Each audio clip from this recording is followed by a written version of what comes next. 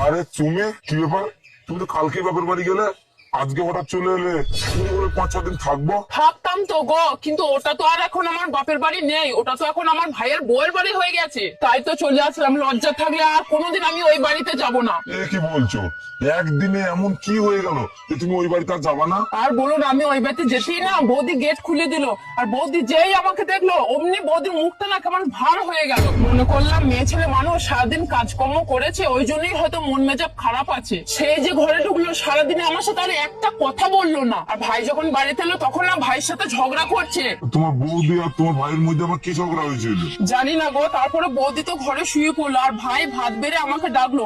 আমি, ভাই আর বাচ্চারা সবাই মিলে একসাথে ভাত খেলাম। বৌদিকে কত ডাকলাম জানো, কিন্তু বৌদি আসলেও না, আবার আমার সাথে কোনো কথাও বললো না। তারপরে কিছুক্ষণ পর আমি বৌদির ঘরের সামনে দিয়ে বাথরুমে যাচ্ছিলাম, আর তখনই আমি শুনতে পেলাম বৌদি ভাইয়ের সাথে না ঝগড়া করছে, আর মেজাব দেখে ভাইকে খারাপ খারাপ কথা বলছে। আর বৌদি ভাইকে কি বলছে জানো? বৌদি ভাইকে বলছে, তোমার বোন এই বাড়িতে এসছে কেন? তোমার ভাগ্নেরা এই বাড়িতে এসছে কেন? এত দামি দামি সোফার উপরে তোমার ভাগ্নেরা কেমন লাফালাফি করছে? এই সোফার দাম জানে ওরা? আর বলছে, তোর বোনকে যদি দেখার ইচ্ছে হয় ওর বাড়িতে গিয়ে দেখে আসবি, তোর বোন যেন এই বাড়িতে না আসে। আর তোর বোন যদি এই বাড়িতে আসে তাহলে আমি আর এই বাড়িতে থাকবো না। তারপরে আমি চিন্তা করলাম, ভাই আর ভাইয়ের বয়স সংসারে না ঝামেলা লাগিয়ে লাভ নেই, তাই তো আমি চলে আসলাম। একটা কথা ভেবে খারাপ লাগলো জানো, যেই বাড়িতে আমি ছোট থেকে বড় হলাম সেই বাড়িতে আজ আমার কোনো মূল্য নেই। ওই বাড়িতে সবার ছোট ছিলাম আমি, সবাই আমাকে খুব ভালোবাসতো। আর এখন ওই বাড়িতে আমার কোনো অস্তিত্ব নেই, সব আমার ভাইয়ের বউয়ের ইশারায় চলে। আরে মন খারাপ করো না, আমি আছি তো।